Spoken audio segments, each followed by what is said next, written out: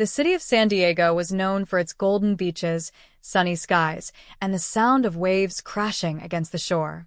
For Madison Parker, a 22-year-old college student studying fine arts, San Diego wasn't just home.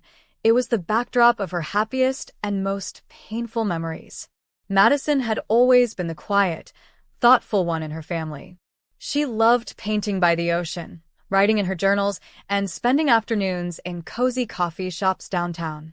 Her older sister, Olivia Parker, was the opposite, confident, outgoing, and always the center of attention wherever she went.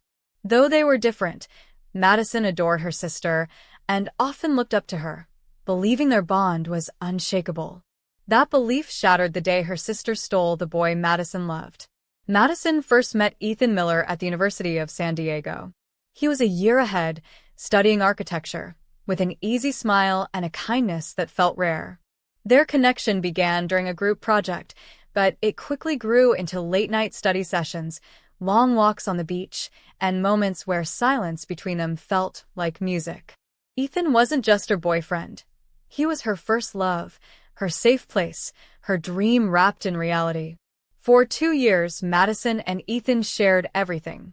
They went to farmers markets on Sundays, watched movies at her apartment on Fridays, and dreamed about traveling across the world together after graduation.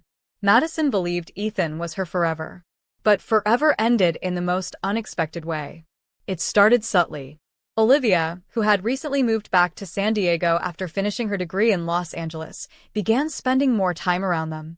She often tagged along when Madison invited Ethan over, laughing louder than usual at his jokes, brushing her hair back in ways that drew attention, and finding reasons to sit close.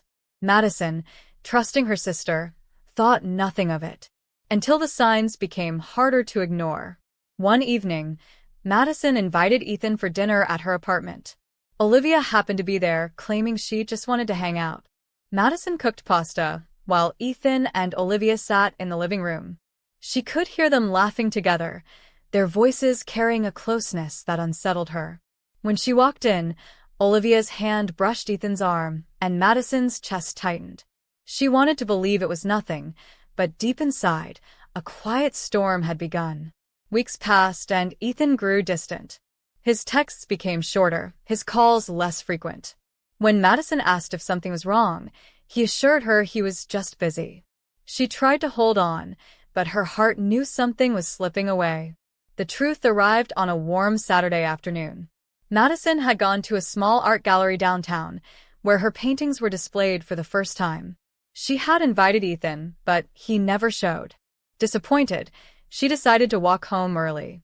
As she turned the corner near the park, she froze. There, under the blooming cherry trees, stood Ethan and Olivia. Her sister's hand was in his, their faces close, their laughter intimate in a way Madison had never seen before. For a moment, Madison couldn't breathe. Her world collapsed in silence, the scene before her sharper than any painting she had ever created. "Olivia?" Madison's voice cracked as she stepped closer. Both Ethan and Olivia turned, their smiles fading into guilt. Ethan opened his mouth, but words failed him. Olivia looked down, unable to meet Madison's eyes. Madison's heart shattered as tears blurred her vision. "You are my sister," she whispered to Olivia, her voice trembling.